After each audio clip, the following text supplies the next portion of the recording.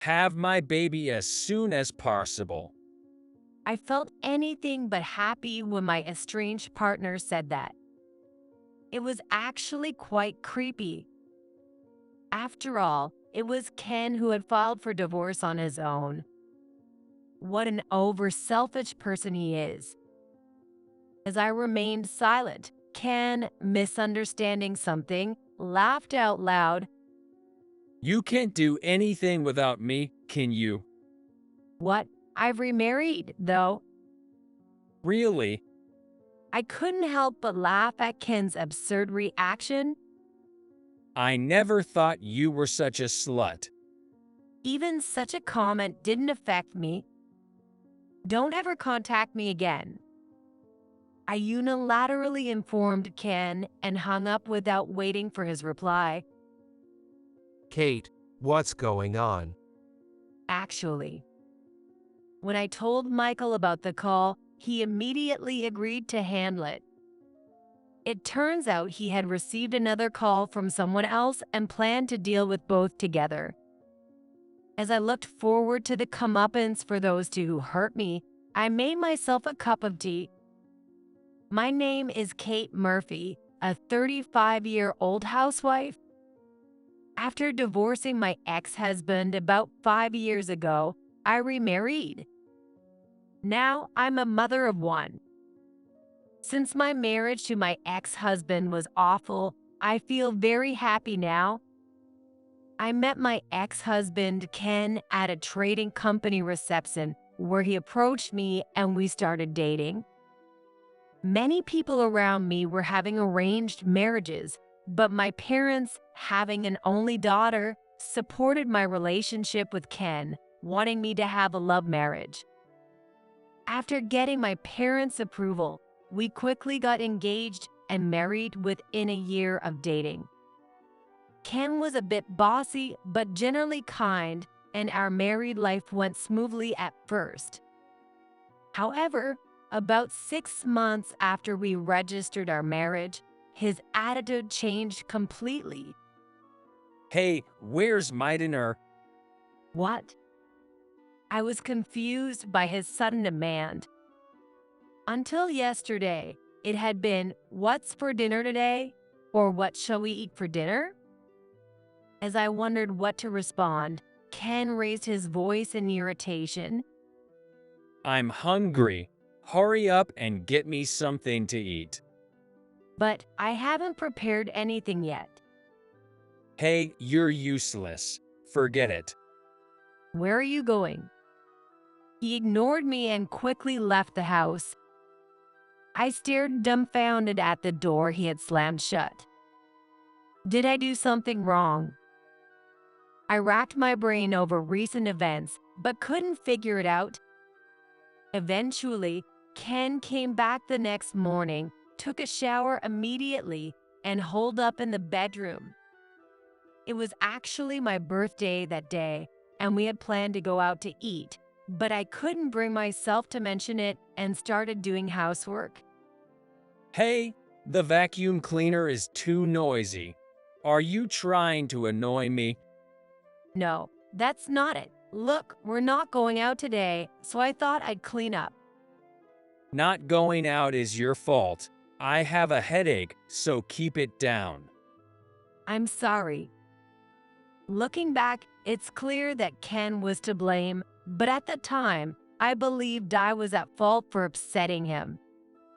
And as Ken realized that, he became even more tyrannical. Your cooking is terrible. Make it again. Are you serious? Got a problem with that? No, not at all. I'm sorry. I was constantly criticized for every meal and every cleaning task, and it wore me down. Yet I still loved Ken and believed he would become kind again. So, every day, I did my chores with utmost diligence. But that wasn't a good approach. You're like a mannequin. So boring. Ken scoffed one day before he left the house. Upon his return, he triumphantly declared, I've been cheating on you. Why? Because you're not satisfying me. Got a problem with that? But we're married. At my words, Ken's eyes widened in anger. He screamed, his face as fierce as a demon's. Do you have a problem with what I do? It's not that, But don't you even know how to respect your husband? Ken slammed his hand against the wall with force. His towering presence, a good 8 inches taller than me, completely intimidated me. Then suddenly, he spoke to me in a gentle, coaxing tone. I don't want to do this. If only you'd try harder. Yes, I understand. I'll do better. That's right. A husband's affair is the fault of the wife's shortcomings. Hearing that, I truly felt it was my fault and nodded. From then on, whenever Ken was displeased, he'd lash out at things. And afterwards, he'd always soothe me in that gentle voice. I'm doing this for you. I was utterly trapped by Ken's words, convinced that everything was my fault, that I was inadequate. Then one day, Ken brought home a young woman. She's pregnant with my baby. From today, she'll live here with me. What do you mean? Not understanding, I asked again, to which the woman replied smugly, I'm pregnant with Ken's baby, so you're no longer needed. I married Ken, and from today, I live here. Excuse me. Even being told she was moving in, I couldn't grasp the situation. Pregnant? Married? All these revelations hit me all at once, leaving me completely confused. I was the one married to Ken. We hadn't divorced, so why was this woman saying she was married to Ken? Ken started explaining the answer to me loudly. I'm tired of you, and I filed for divorce. Mary signed on your behalf, so you should thank her. Thank? How am I supposed to manage after a divorce like this? I don't care. If you want to stay as a maid, you can stay. Ken sneered and laughed as he said that. That expression was a wake-up call for me. No, thank you. I'll be leaving today. Going back to your parents' house.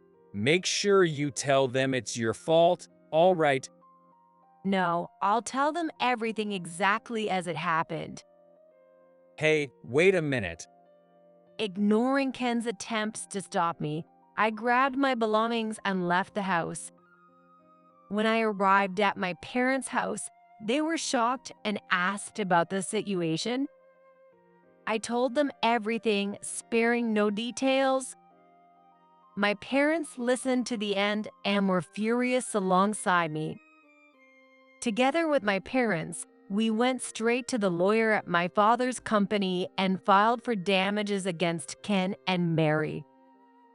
Of course, Ken and Mary refused to pay, but with a divorce filed without my consent and a new marriage already registered, not to mention a baby on the way, they couldn't escape responsibility. Eventually, I claimed $50,000 from Ken and $40,000 from Mary. Since both were paid in full, it seems they had to take out loans, but that was none of my concern. I was alone again and started working. Initially, I considered going back to office work, but since I enjoyed household chores, I began taking housekeeping jobs privately through my parents' connections. At first, I had 1 or 2 clients, but thanks to word of mouth, I soon had daily requests. One of those clients was Michael Murphy. He was a wealthy man who traveled the world alone, delivering supplies and teaching children. As he was only home a few times a month, he gave me the keys to his house and requested my services. I initially refused, but after repeated requests, I agreed to clean his house a few times a month. Eventually, I was asked to clean while Michael was at home. Michael, who preferred simple things, and I had a lot in common and often had lively conversations. After living this way for about 2 years, Michael said something unexpected. I've fallen for you, Kate. Would you consider dating me with marriage in mind? Really?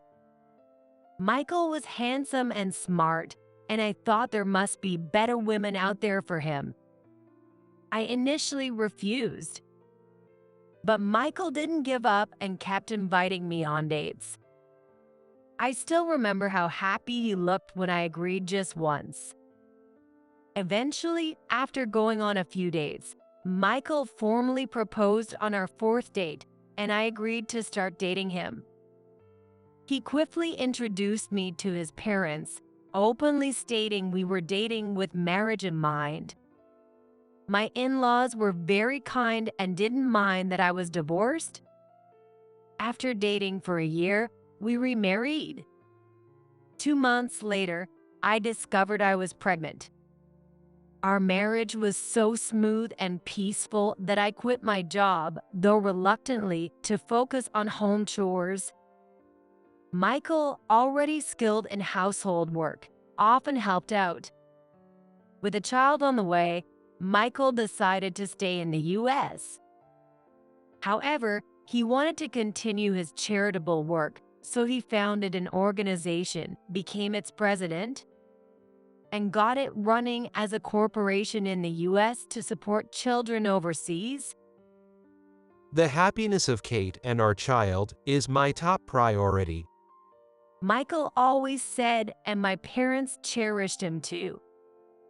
Compared to my marriage with Ken, my days were now unimaginably peaceful, and I felt truly happy every day. The payments from Ken and Mary were complete, and I rarely thought about the past. But one day, I received an anonymous call on my smartphone. Michael was out for work, and I initially ignored it, but the persistent ringing forced me to answer. Hello. Hello, Kate. May I ask who it is? It's me. Surely, you haven't forgotten, right? His tone made my spine freeze. Could it be? Why is he calling me now after all this time? Is that you, Ken? That's right. You always get it, Kate. I wasn't pleased to be praised like that. I wanted to end the call quickly, so I prompted the main subject. What can I do for you?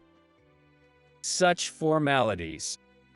Ken spoke cheerfully, updating me about various recent events. However, none of it mattered to me. This has nothing to do with me, right? Don't be so sulky. You've reflected by now, haven't you? Reflected? I was utterly confused and repeated the question. Just then, Michael came home. I signaled him with my eyes. At the same moment, Ken, sounding joyful over the phone, broached the main topic. Yay, if you've reflected, let's get back together. Get back together? Come on, have my baby as soon as possible. I wasn't happy to hear this from someone I was no longer connected to. Rather, it was disgusting. Besides, it was Ken who filed for divorce without telling me. What an over-selfish person he is. As I remained silent, Ken, perhaps misunderstanding, laughed out loud. You can't do anything without me, can you? What? I'm already remarried. Really? His ridiculous voice made me burst into laughter. I never thought you were such a slut woman. His words didn't affect me. Don't ever contact me again. I stated unilaterally without waiting for Ken's reply. Kate, what happened? Well, I explained to Michael about the phone call, and it seemed we were going to deal with another one together. Looking forward to getting even with those two who had hurt me, I made some tea. A few days later, a lawyer visited our home. He was a lawyer who helped during the divorce, and now he not only takes care of my father's company, but also Michael's. After discussing recent events with the lawyer, he promised to take immediate action. While Michael and the lawyer were talking, my phone rang. I exchanged looks with both of them and placed my smartphone on the table, speaker on. Kate, I was confused because it was so sudden the other day, but lying is bad. You're not really remarried since I'm still here. I sighed at his selfish interpretation. How could I have ever loved such a man? Michael gave a wry smile and took over the call. It's not a lie. I'm Kate's current husband. What are you talking about, Kate? You should call the police on this delusional guy right away. It's not a misunderstanding. We're truly married. We've even registered our marriage. Ken grew increasingly agitated as Michael spoke calmly throughout. I made it clear to Ken. It's true, I'm remarried, so please don't contact me anymore. So you're being stubborn again. Did someone tell you to say that? No, it's not like that. There's a lawyer here. You can talk to him if you like. The moment I mentioned lawyer, Ken clicked his tongue on the other end. Then, with an irritated voice, he commanded me, Then get a divorce quickly and come back to me. I'll forgive you if you grovel. I'm coming to get you tomorrow. Ken's utter lack of understanding gave me a headache. Then the lawyer spoke up calmly. Ken, you do know there's a restraining order against you approaching Kate, right? Any contact would mean you owe her compensation. That's expired by now, hasn't it? That's not how it works. It's still in effect. Finally, Ken's bluster seemed to diminish at the lawyer's words. However, next he tried to persuade me with a smoother tone. Come on, Kate. You'd be happier with me, wouldn't you? Is it really impossible? It's impossible because, you see, I have a child now. Do you have a child? Ken seemed shocked and fell silent on the phone. Michael declared as if to drive the point home. You're bossy and selfish, Ken. I can make Kate happier than you could. We will never divorce, and she will never return to you. I nodded and held Michael's hand. While Ken was silent, I hung up the phone. For about 2 weeks, there were no calls from Ken. Just when I thought he had given up. One day the doorbell rang unexpectedly. Who could that be?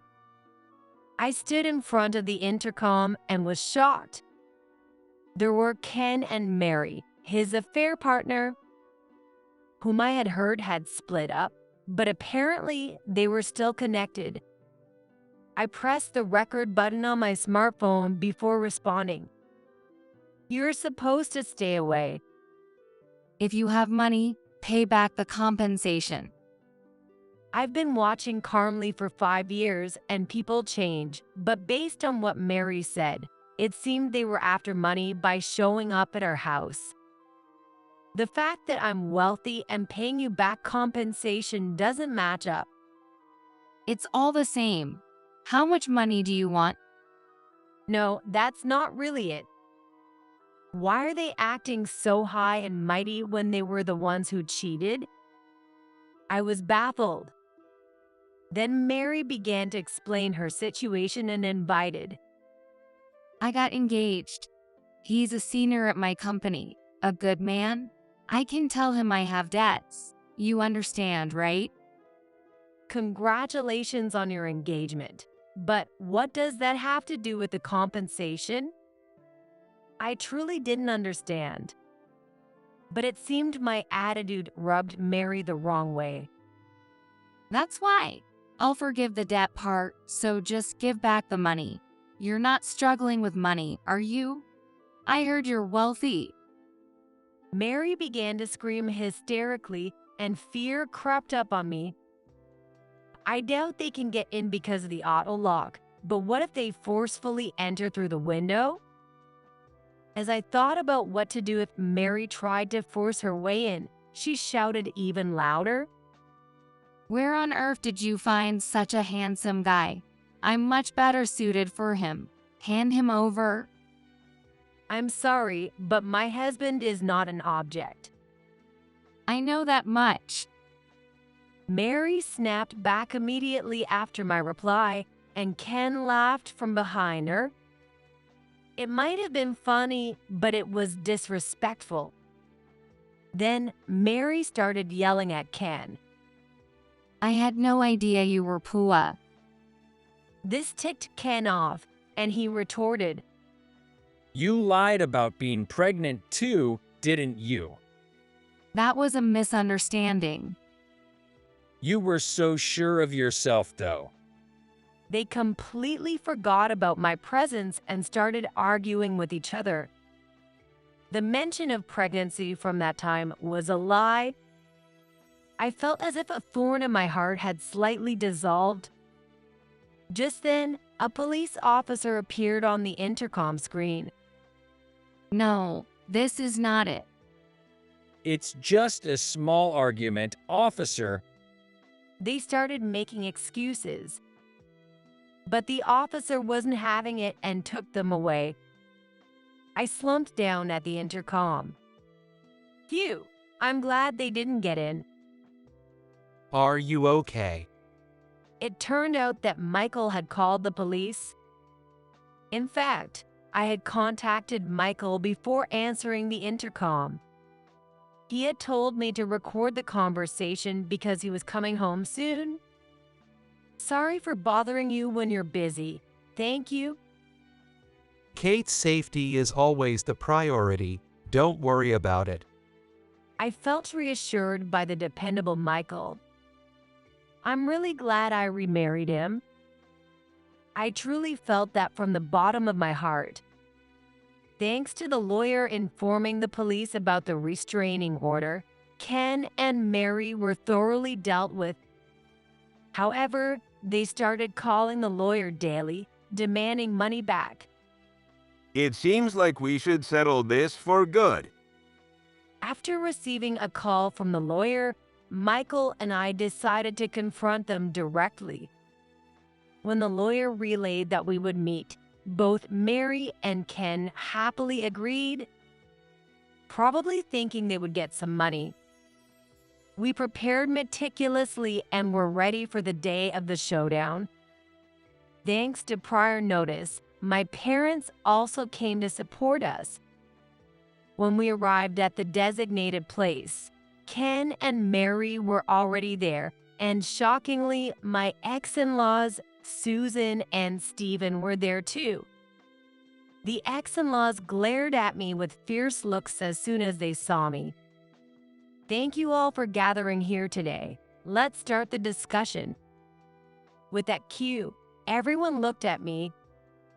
I placed 2 sheets of paper on the table first. These were the penalties for violating the restraining order. Ken and Mary's eyes widened as they saw them. What is this amount? There's no way we can pay this. The paper stated a penalty of $30,000 for each of them. They were flustered and started complaining to me. The ex-mother-in-law, Susan, then spoke up. Kate, aren't you getting a bit carried away? What? Confused by her remark, I blinked in surprise and Susan laughed scornfully. And then she started talking nonstop. They've already paid compensation for the affair, yet you're still demanding more money. I thought wealthy people were more gracious, but you seem rather shameless. Did you say I'm shameless? It seemed she was implying that I should drop the current charges. However, I had no intention of doing that. Indeed, I wasn't struggling financially, but this was a fine for breaking a promise. Naturally, they had an obligation to pay. I explained this to Susan, but she was not convinced. You were once our daughter-in-law, you know, and yet you're so forward. I couldn't imagine behaving like that. Ken and Mary nodded in agreement with her words. They seemed confident because all three shared the same opinion. I sighed and played the recording from the other day. Susan's face turned red as she listened. Michael then pointed it out. Embarrassing, isn't it? A 40-year-old man getting in trouble with the police in front of his ex-wife's house. I couldn't show my face in public if I were him. It's too shameful.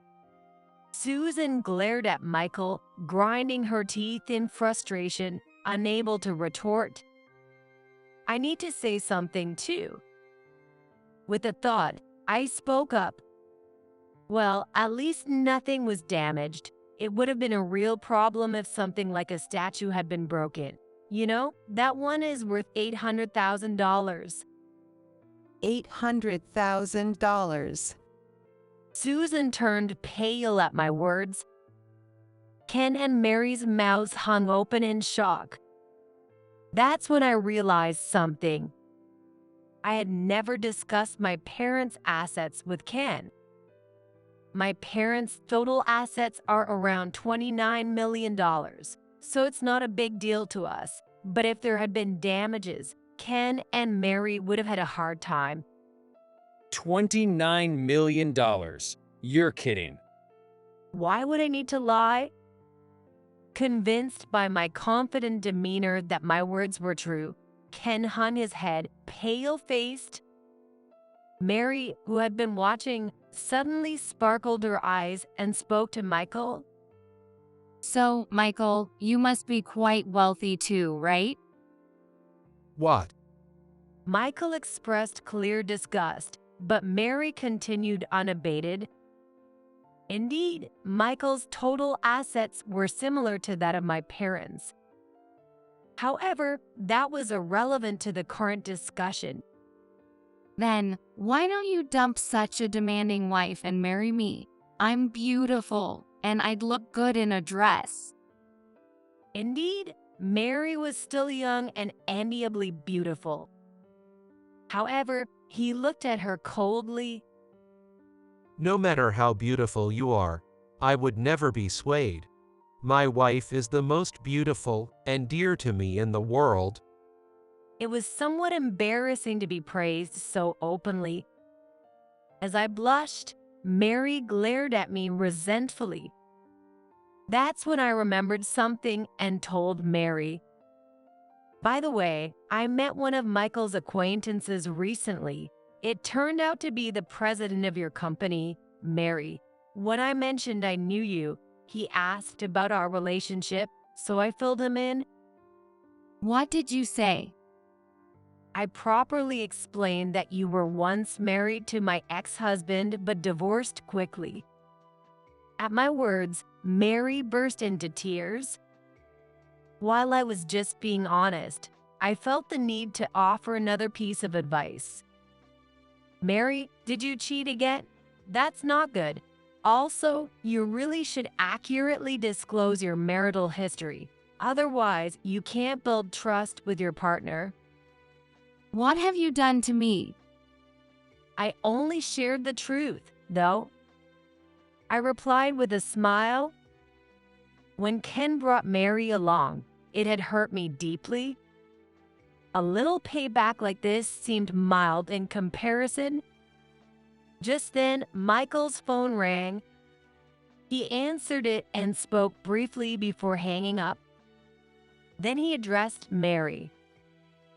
Just now, the president called. He said to inform you that your engagement with his son has been called off.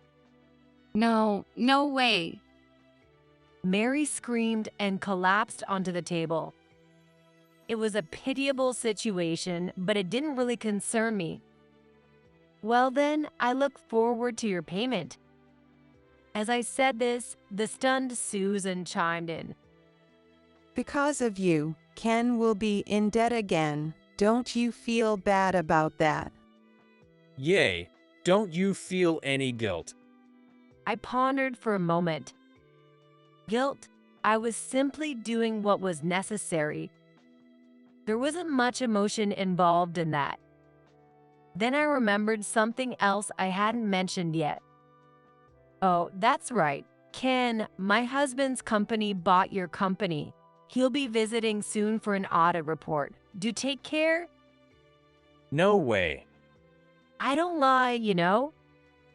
I sought agreement from Michael, who nodded affirmatively. Seeing this, Ken slumped, seemingly out of energy to respond. However, Susan didn't give up and kept pressing. At that moment, the long-silent ex-father-in-law, Stephen, spoke up. Kate, I'm truly sorry. Please let me apologize on behalf of these two. He apologized deeply, catching me off guard. Throughout my marriage, Stephen had often criticized Ken's actions and Susan's snide remarks. It was him who insisted on paying the compensation, even if it meant going into debt. That's why I harbored no ill feelings towards him.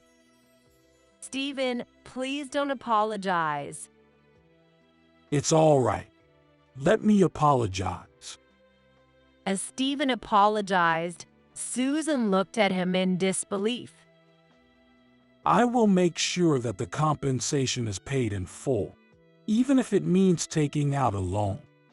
And I am going to divorce Susan. Divorce? Why?